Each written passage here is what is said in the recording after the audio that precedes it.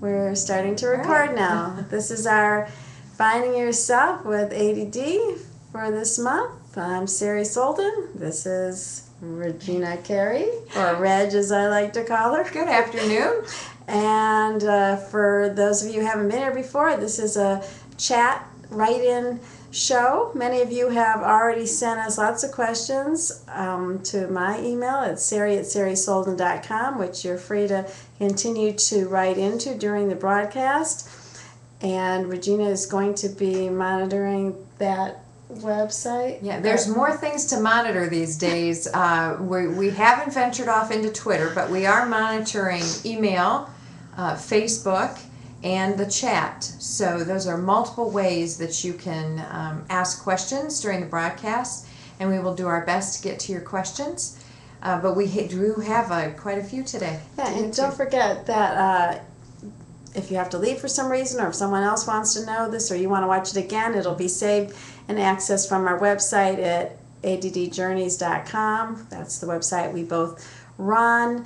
And we're really excited lately, even though we've been doing this for quite a while now, just even in the last couple of months, the way that members are helping other members have really escalated, and there's just been so much support, giving and taking, that of all the things that I've seen over the years with adults with ADD, that's the most therapeutic thing that can happen. So members get a chance to do that, both on support groups on the phone and online here at the site. And we're always looking for new ways to increase ways to help each other and connect with each other. So if you have any ways, anything you think would be helpful, anything you'd like to get out of a site like this, a community like this, I feel like public radio, please write to me or Reggie, both at sarisolden.com, and let us know what would be helpful. We want to know how to help you. Mm-hmm. And we use these suggestions. For instance, for members now, there's a whole venting site, just so they get to click on a vent and just have people to talk to whenever they want about all sorts of issues that are going on as adults with ADD. Reg, you want to talk about chatting a little bit, how that works? Well, the chat function, if you've ever used it, it's similar to anything else. There's a spam, you have to enter the words that you see, but it's a simple email address and what name you want to have popped up, and that's how you join in. And if you're having difficulty at all with that, just go right ahead and do the emails, because I'm checking those too. But you should be able to see a chat off to the right hand side. In fact, I'm going to log in right now and you'll see me pop up, and you can talk back and forth that way. So okay, so why don't you go on over there, Reg, and monitor that. And we're trying to find a way where I'm not distracted by Regina's checking all the emails. So if you see me, looking over there for a minute, just Reg will point me back to you. I just wanted to start this morning. We have sort of a theme going of authenticity, because we're exploring ways that women and men hide in their lives when they have ADD. And the same thing for us, anybody in the public doing these broadcasts. Sometimes you're having a down day, and then you have a choice to use your own personal experiences or hiding it. So we had a lot of questions about self-coaching your way through your day. And so I decided to use what happened to me this morning to introduce that subject and those questions. I was feeling pretty overloaded a couple hours ago. Like all of us, we have our mornings where there's a lot of family pressures, a lot of chronic issues going on, and just sometimes, you just sort of have trouble with thinking, and you have to get yourself together, and you have choice. Should you push your way through? Should you ignore the way you're feeling? Should you pretend? Should you hide? Should you get more and more anxious? Or should you figure out what you need to do to get your brain working and to make your day work better? So this is some of the stuff that I did today as I was feeling a little bit of a mini meltdown, I would say. Nothing serious, but just something I had to deal with. And I realized that much of the self-talk I did, self-coaching, was because I had already fed myself and internalized a lot of important approaches. So the first thing you have to do is make sure you're feeding yourself enough reading, talking to other people, understanding things, so that when you're in a little meltdown, you will have things to draw on that you can go back to. So luckily I had some things that I was able to calm myself enough to think about, to internalize. So first of all, I realized I didn't want to hide. That wasn't going to do me any good. I didn't want to push through. That wasn't going to do me any good. That was just going to make my brain stop even more. So the first thing I did was stop, walk outside. Luckily there was some sunshine today. I took a little walk around the parking lot. I did some breathing. I remembered a little bit of the meditative exercises, and I just did them for a couple minutes to get myself feeling sort of back good again. I asked Reg for help. I told Reg how I was feeling, and I said I needed her to help me think through things a little bit more than normal, and so I asked her for help. I called my husband and I said I needed him to be in charge of the family for a few hours. I used my creativity and my humor. I had bought this calendar recently, and I love this. I don't know if it shows up here, but it says, "Why, I'd be delighted to put my needs last again." And I saw that sitting here, and that made me laugh, and I said, I'm going to share that with you because I think a lot of women do that. And so all these kind of strategies helped me. I recognized when I was overloaded, which is really important, and then I helped my way through it. I've learned about self-acceptance, and I realized that even though I've learned to accept myself, which is things some of our viewers and members are still struggling with, I still have to work on accepting the struggle itself. Life is having struggles. I mean, I think many of us get in trouble because we think, okay, well, now I accept myself, I know myself, and now life should, be perfect. And I think I see that in a lot of your questions. So waiting to be 100% before you think things are working out. And part of what we need to do when we talk about acceptance is accepting that life, as well as us, are not meant to be perfect. And then we can sort of relax into that a little bit more, sit with those feelings a little bit, and then go back to what we were doing. So I just wanted to share that a little bit with you because that was some of the questions we're going to talk about today. Some of your questions were about self-coaching, and Reggie, one of the things, obviously you're a coach, that maybe you could speak to a little bit is how do you coach yourself through the day? I know that some people wanted you to speak about that. Well, I'm often amazed at how many people don't talk out loud.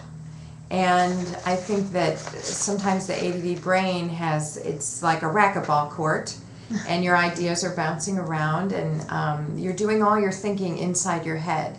So my number one way to self-coach is to get those things out. So speaking out loud, using your focus words. My focus word happens to be okay. In fact, I even tell a story about how I didn't realize that was my focus word until one day I said it and my dog moved. And I thought, wow, the animal instincts. That dog knows that when I say okay, something's going to happen. And so that must be a way that I don't even realize, but it sort of shoots my whole family into attention mode. Another way is to make lists. I think we forget about the power of the list. I know sometimes you might get frustrated with all the lists you have, but there really is something to be said for having it written down and making it visual. That is a great way to pace yourself. If you're feeling like you're bouncing off the walls, it's something that is tangible to come back to and say, oh, right, this is the next thing on my list. I must have thought at some point it was important. So I'm going to go back and stick with this until this is done. But really that self-talk, and when you get something done, say, yes, good for me. You have to feed your brain in the same way that you would say, oh, I'm so dense, I forgot because we talk negatively to ourselves a lot. And when you're doing the self-coaching, your brain needs to hear the good things that you're doing, things you remembered. Maybe you found something you lost. It's all, those are all stars on your chart for the day. And even just knowing that you are doing something to help yourself like that can give you a sense of control, regardless of what else you're dealing with. Just knowing you have some tools to stop and help yourself when you're starting to feel overwhelmed. And this woman asked about this. She says she feels like she does lack that inner narrating, explanatory voice that other people might have. And that's why I said at the beginning, you have to feed that, and you have to put things in there so that when you are getting to that point, you do have some tools to draw upon. So that comes from putting in a lot of good things, not negative, bad self-talk, but filling up from other people, from strategies, from understanding what you need to do, like Reggie was just saying, so it'll be there. You know, I tell people even put a little cheat sheet down so that when you are having a panic attack of an ADD type, you know the 5 things to do, and you can just grab it, because sometimes when your brain shuts down, you don't know. So if you have a little 3x5 card that says, okay, breathe, take a walk, call a friend, stop, all that stuff. And I think, as someone who gets in trouble with lists, I just want to say that if you are a list maker, don't try to make the entire list when you're doing what Reggie's talking about. And I think Nancy Rady actually in her book, Disorganized Mind, had a good thing that sometimes I use. Just write down the 3 things you want to do in the next hour. And so you don't make a list of everything you have to do. So just what are you going to do next, the next step you're going to take, and then that will help you accomplish something like that. Before we go on, I want to say a couple things. First, this is an administrivia kind of thing. Administrivia, I like that. The broadcast feature that we use often has pop-up advertisements that interrupt the flow of the broadcast, and so when those come up, don't panic, hit the X button, close them out, or they'll eventually end. Sometimes they're only 10 seconds or 15 seconds long. They'll end and we'll come back. And then back to this self-coaching, 2 reminders. When you're feeling overwhelmed, get a different perspective. I often suggest standing on a chair. And it may sound a little crazy, but if you can lift yourself above the fog, if you can lift yourself up to another physical plane and see, the dining room table from a different perspective, or that corner that's been piled up with books and papers for however long, give yourself a new perspective, and also remember to breathe. Well, that's a good point, because sometimes I look at what seems chaotic and I say, oh, you know what? My whole life could be solved with just that. It's only that little corner of my entire life. And it's really important to remember that. Sometimes you think that little corner is just about who you are in general. And if you can really get that perspective, I think that does make a difference. So along with that, thanks, Rich. Along with that is the questions about decision making.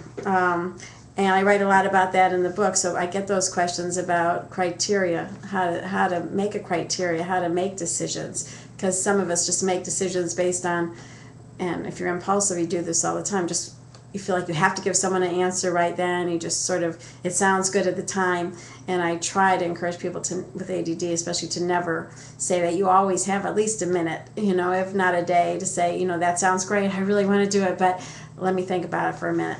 The other kind, for a day, and get back to you. The other kind of decision making is hard when you're just bombarded with a million different options. How do you choose between good options? And in Journeys, I talk about the difficulty of that as you're moving more towards success in your life, creating a life that's meaningful to you. More of your options, as you're putting more of who you really are out there, will be harder to choose from, because you might be used to not having any good options. And then it's easy to choose when something good comes along. But when all of a sudden you have many choices, many people wanting you to do things that you'd like to do all of them, then you really need criteria for this point in your life.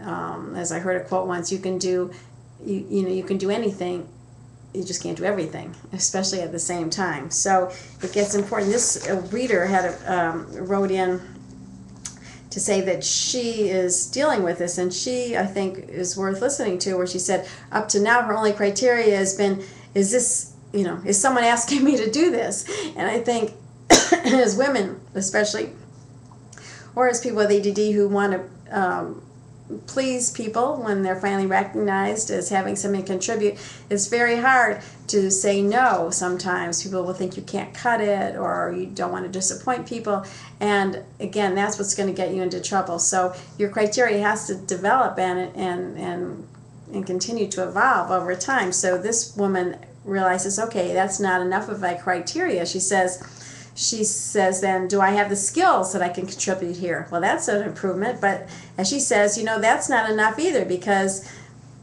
she might have the skills, but as she says, it's not an internally driven goal. She might say yes again just because she can do it doesn't mean she should do it.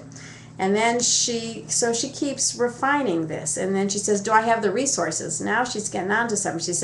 She asks herself, do I have the time, energy, money to do this, that something she wants to do or something she's asked to do, or are her resources already allocated? It's just like going into debt. It's like the deficit. You might want everything, but you don't want to be operating personally on an emotionally deficit, budget. So, and a lot of people with ADD do that. They just keep taking it out of themselves and balancing this time on themselves and depleting themselves. So exactly, you might have the energies, you might have the qualities you need to contribute, you might want to contribute, but you have to refine your criteria more and more to make things happen. And that's what your decision making is about. It's about really writing down, what is my criteria for this point in my life? It's going to change. This year it might say, I want to devote myself to, this goal at work. The next year it might be, I want to really run my criteria by how it's going to impact my health. Or you have to really rethink these pretty regularly, so that you can actually make your life work for you. It's really about making good choices. Along that line, people have been reading online about Reggie's posting a lot about vision boards, about making a pictorial vision of where you want to go, what's important to you, and this can really be a big help in helping to make your decisions and helping you move toward a meaningful life. We had talked a lot, and there's material on there about thinking through your life. I wrote about it a while too, about making, what do you want your life to look like 5 years from now, to really write an in-depth vision. And a lot of people have done this about, what does it look like when you wake up? What do you see around you? Who's around you? What are you doing each day? Really in depth. You have a lot more chance of directing yourself. And Reg, I think, I posted about vision boards, and maybe she can come over and say a little bit. But I just want to say that a lot of members are afraid. A lot of these strategies also are hard, not just because of the ADD, but because they involve a lot of fear. People are scared to death. If I do this vision board, it's going to open up all these dreams and lost possibilities and pain. And you've got to deal with that too. You've got to go back and forth between these kind of strategies and realizing that often you might have lost some hope, and you might be discouraged, you might be afraid to actually dream again. And that's why it's interesting when you do these things, sometimes those feelings, so you have to know, are normal, that you might encounter, but it's still important to push through that. Well, and I'll tell you, there are some really key characteristics that need to be present when you're doing the vision board, and it does help to do it with a friend or even a child, because the children are wonderful. Their visions are so concrete. I remember doing this with my daughter, and she put lip gloss and ice cream and a bathing suit and things that are very easy to just go out and get, but she wanted them to come, into her reality right now. The first thing is having your visuals. You have a variety of magazines. I'm sure everyone watching has got a pile of magazines. It doesn't really matter if they're Sports Illustrated or the AAA or home magazines. It does not matter, because what happens, the best way to do it is to envision those optical illusions, the things that they always tell you to hold in front of your face and slowly pull out, and you kind of let your eyes blur a little bit in order to see the illusion. That's kind of what happens with vision boarding, because you get into a space, you turn on some music, you have a glass of iced tea or burn a candle or something to put you in a space of relaxation, and you start looking through these magazines. The thing about having a friend there is you start talking, and your subconscious takes over. So as you're talking and having a conversation, things will jump out at you, pictures, words, And it's sort of as if your soul is speaking to you without any gremlins. There are no gremlins as a part of the vision board. And that's where emotions and the fear, that kind of stuff can get in the way. So when you do this and you realize all of a sudden you have a pile of words and pictures that are cut out in front of you, and it's almost like when you're on autopilot, you know, you get to a point when you're driving and you think, wait, how did I get here? The same thing happens. That should happen with your vision boarding. Before you know it, you have a pile of things in front of you that you subconsciously you've cut out. You didn't even realize you were doing it. And so then you get your glue stick or your bulletin board and you get them into a collage and you put it up where you see it every day.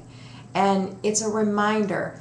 My vision boards have changed over the last 5 years that I've done them. And it's okay. It's normal. It's good that they change. It's important to change. Very right, yeah. because you are different places. So if you have questions about vision boarding, email me. It's Reggie@SariSolden.com. I'd be more than happy to guide you through the process. Which is really nice too, because you're right. Then all those negative, those stuff you feed yourself, you bypass all that intellectual stuff and that, you know, that thinking part of your brain. You go right to what's most meaningful. And part of what's most important with ADD is to move toward a life that's meaningful, where it's not just all about, you know, what you can't do. It's really who you are, and that helps you move toward that and create a life like that. And part of what you were talking about reminds me of the next question, where a reader wrote in that she doesn't know how to get into flow, and I know it's sort of what you were talking about, that idea of just it takes over.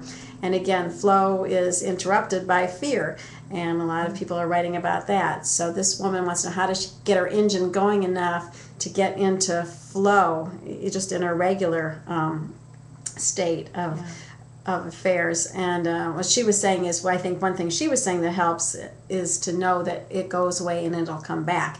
I think people with ADD get very afraid when they go blank, when they don't have their engine working, that's it, it's never coming back. And so, you know, fear and scaring yourself, that doesn't help get into flow. Right.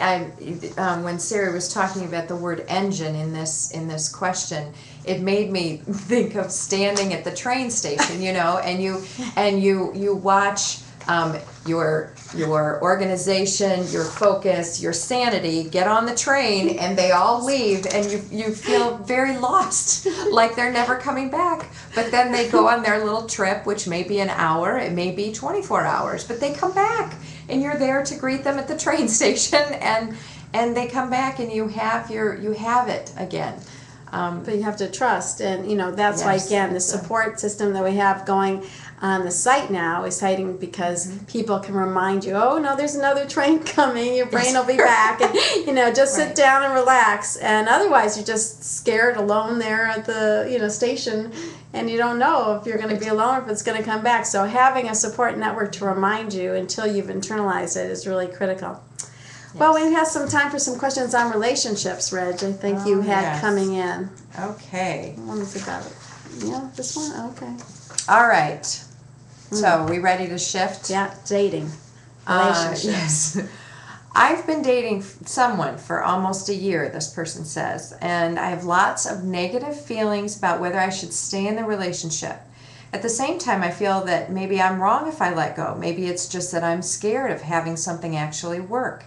It looks like a lot to sort out. I want to know how to escape the ambivalence, and I want to know and feel right about my choice to stay or go.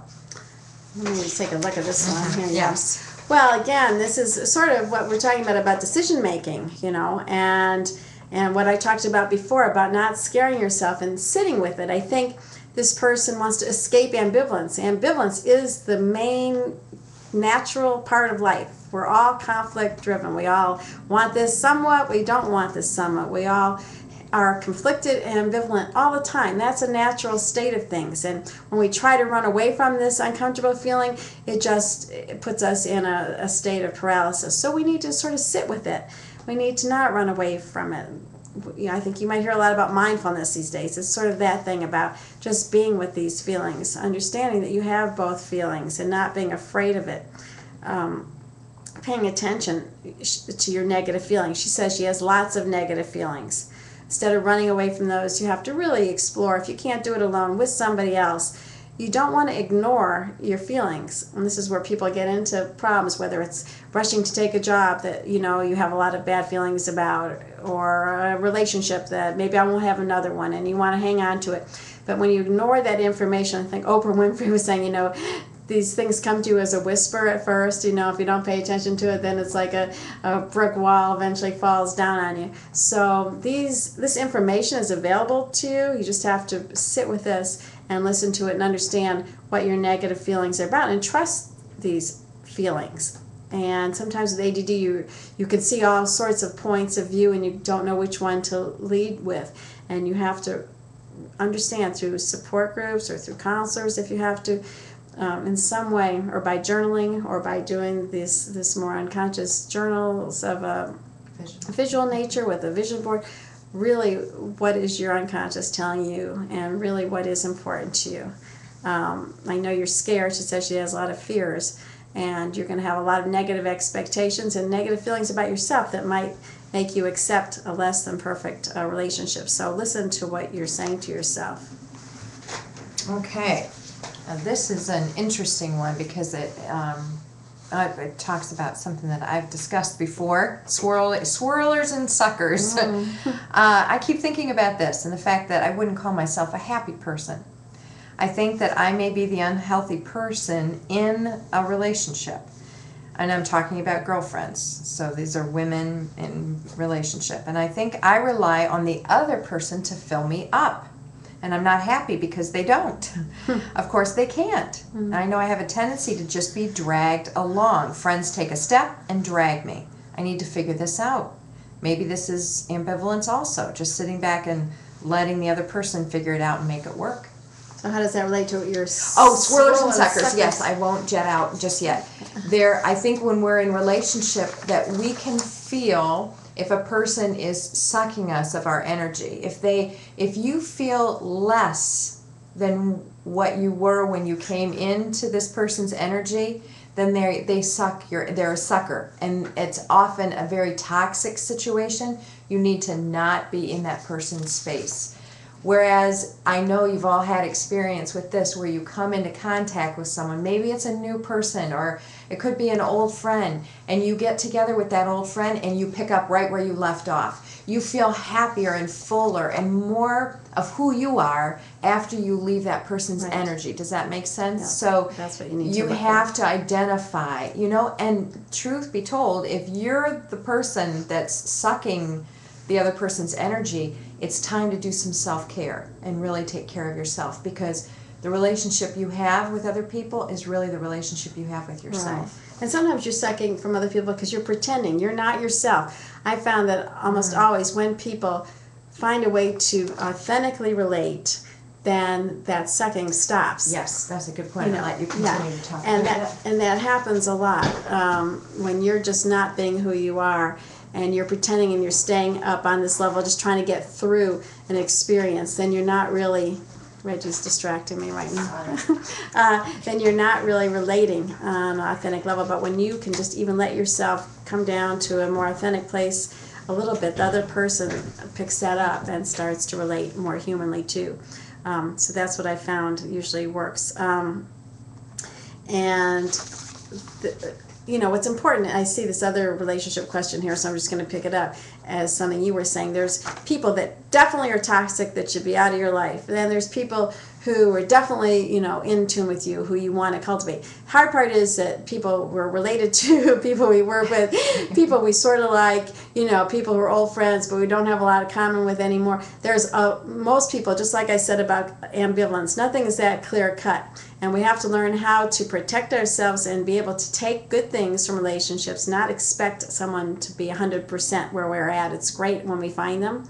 But we have to realize what some person we might just like to go to the movies with, some person we might just want to have coffee with, some person might be our soul sister or brother who we really want to pour our hearts out to. But you don't have to just get rid of all the people who might not understand you perfectly, especially with ADD. If someone's critical of you and toxic, that's one thing, but not everybody is going to see all of you and know all of you. You might need different people in your life. Now, this is an example of somebody who has a very toxic relationship, and you have to ask yourself why you're staying with this person. If it's somebody that you absolutely can't get out of your life, you have to learn how to set very strict boundaries. And the more that you really value yourself and see yourself and have supportive people in other places in your life, the more you'll be able to set boundaries with how you're treated. But this person says she's so tired of being ridiculed by her toxic friend from her past. She says she volunteers where I work and belittles me in front of everyone. She knows how to push my buttons. Her excuse for treating me like garbage is that she's depressed.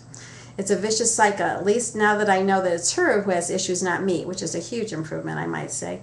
I actively seek treatment for my ADHD, which is great, but this reader says that this friend of hers makes rude comments about her forgetting things or having trouble focusing when her meds wear off, and she says now she's understanding that she's not obligated to put up with this person's comments or belittling attitude. So she says she's a manipulator who intimidates her by pointing out her faults, and that she's finding strength in the site now by developing relationships with people who focus on her strengths.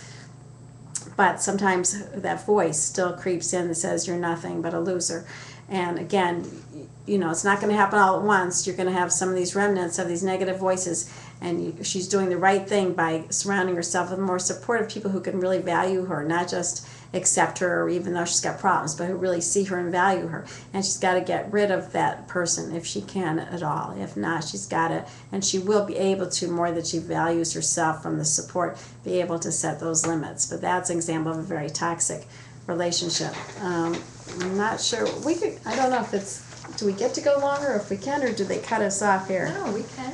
Okay. Well, let's see. Do we have anything on there coming in, or should we just let's just finish with these because we're out of time now almost. But this is a good section of people who was about pleasure, and people writing in about how do I justify myself when I'm taking time for myself, for pleasure, for self-care, for doing the things I want to do. And they've realized now that this person who wrote in doesn't have to justify herself. She says, she needs creative pursuits like other people might need to do accounting. She said, you have to know what your creative needs are, what your needs are for self-care, what keeps you feeling, like this person says, interesting and enjoyable and having enjoyment. And without that, you really get depleted. That's part of that whole self-care thing. And this other person was saying she's just bombarded with this list of shoulds. I had a friend who said, don't should on me. Don't should on yourself. Yeah, don't should on yourself. Yeah. And I've seen so many people try to berate themselves into doing better. And that's not a good way to motivate yourself. We've said that a lot of times, So learning how to, like this person says, when they live like that too much, when they stranglehold themselves, this person says he feels like a zombie and he needs this spontaneity. And again, I've seen so many people have this backfire where they hold themselves so tight and won't let themselves enjoy anything, and then they just bust out eventually, into unhealthy habits and doing things that really are self-destructive. And they think that's not a long-term strategy to hold yourself so tight. And I told one person recently that, when he was doing that the point is not just to decorate your prison cell.